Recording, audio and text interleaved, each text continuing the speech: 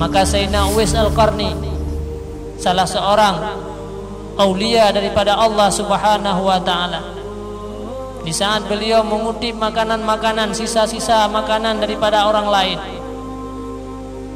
maka saat itulah datanglah seekor anjing naathe sampingnya. Maka nekeun le Uwais, ya kalab, wahai anjing, la tudhini wala udhika, gata beta sakiti long han long sakiti gata. Akulu mimma la yalini fatwata kulu mimma yalik. Long pajuh puyang na di sisi lon, dan gata silahkan gata pajuh puyang na di sisi gata. In ana dakhaltul jannah wa naja ala sirat ana khairum minka. Wahai anjing, seandainya long singo bisa terlepas daripada azab api neraka jahanam, bisa melewati titik siratal mustaqim dan dimasukkan oleh Allah di dalam syurga, maka aku lebih baik daripada kamu. Wa in ana waqi'un fi jahannam, seandainya aku nanti terlempar dalam neraka jahanam, tergelincir dalam neraka jahanam, tidak bisa melewati titik siratal mustaqim, anta khairum minni, engkau wahai anjing jauh lebih baik daripada aku. Makhluk-makhluk yang lain tinggal hana siksaan daripada Allah, tapi kita merupakan orang yang disiksa, orang yang durhaka, orang yang diusir daripada hadirat Allah Subhanahu wa taala apabila kita jalani kehidupannya dengan penuh kemaksiatan. So sebenarnya Uwais Qarni orang yang pernah dipuji oleh Rasulullah sallallahu alaihi wasallam, tapi beliau berkata demikian di depan seekor anjing. Rasulullah sallallahu alaihi wasallam pernah memuji daripada Uwais Al-Qarni. Beliau menyampaikan kepada sahabat, atadruna rajulun majhulun fil ardi ma'rufun fis sama. Wahai sahabat-sahabat, adakah kamu tahu bahwa ada seorang laki-laki dari negeri Yaman, beliau tidak dikenal oleh penduduk-penduduk, beliau tidak dikenal oleh masyarakat-masyarakat. Beliau ditimpa sebuah penyakit, yaitu penyakit baras supa, fa'abrahullah. Akhirnya Allah menyembuhkan penyakit supa tersebut. Maka kecuali hanya adalah ube dirham yang na di bawah bahunya. Putra anda puji oleh Rasulullah, ya Umar wa ya Ali, idza laqitumahu fatluba ayyastaghfira lakuma, fatluba minhu ayyastaghfira lakuma, yaghfirullahu lakuma. Wahai Sayyidina Ali dan Sayyidina Umar, apabila kamu nanti menjumpai lelaki yang bernama Uwais Al-Qarni, maka mohonlah agar dia meminta kepada Allah keampunan untuk kedua kamu, kamu akan diampuni oleh Allah Subhanahu wa taala. Maka duknolah kelebihan yang diberi Allah kepada Uwais Al-Qarni. Di saat manusia tamang dalam neraka jahanam, ada manusia yang masuk dalam syurga.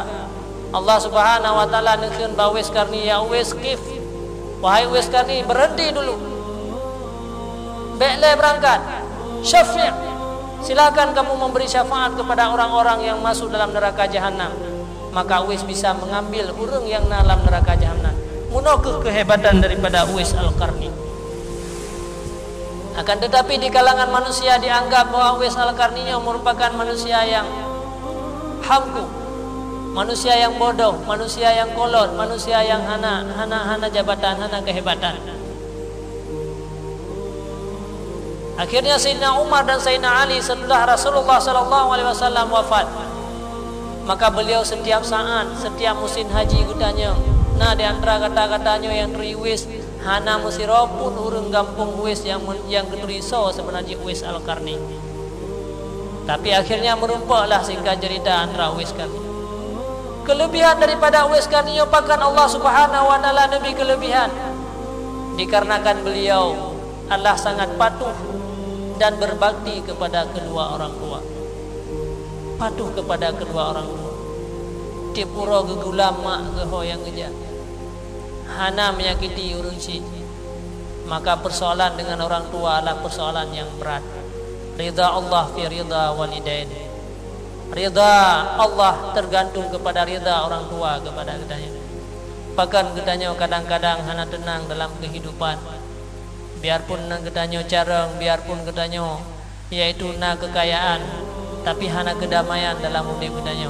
Kadang-kadang na persoalan katanya hidup dengan urun syik katanya. Karena urun syik katanya adalah orang yang menjadikan katanya, orang yang melahirkan katanya dengan susah payah. Tapi mia urun syiknya durhaka katanya, maka durhaka katanya dengan Allah Subhanahu wa taala. Wes karni ho yang gejak ke mia urun syik setiap saat gehira daripada urun syik. Bahkan nasabah umroh wes karni urun syik pegang sampaikan, wahai wes, long rencana long rejak wajib, long rencana untuk melaksanakan ibadah haji, perjalanan dari Yaman ke Dehu tempat Mekah bawa dengan kira-kira 1 bulan perjalanan. Ini bekele wes ki bancara long bulan muruci si belian perjalanan naik.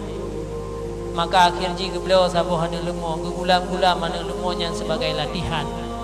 Sehingga dianggap di masyarakat bawa dengan putra kau wes karni igop lemoi huai ji gulam-gulam mana. Ternyata duda baru busyo rahasia bahwa wes karni dia sangat berbakti kepada orang tua. Maka gegulam lemonya sebagai latihan mengani gegulam mak lewat gunung, melewati gunung-gunung si belian perjalanan. Bayangkan subhanallah, kiban berbakti wis kepada seorang tuanya. Perjalanan haji harus si belian dalam perjalanan geme sabi. Makanya Allah Subhanahu wa taala memberikan sebuah kelebihan besar. Ya wis di saat manusia masuk dalam neraka jahanam, syafi'u, silakan ambillah wis siapa di antara mereka yang engkau senangi dan engkau sukai. Maka geme gejok li wis orang-orang yang berbakti kepada orang tuanya.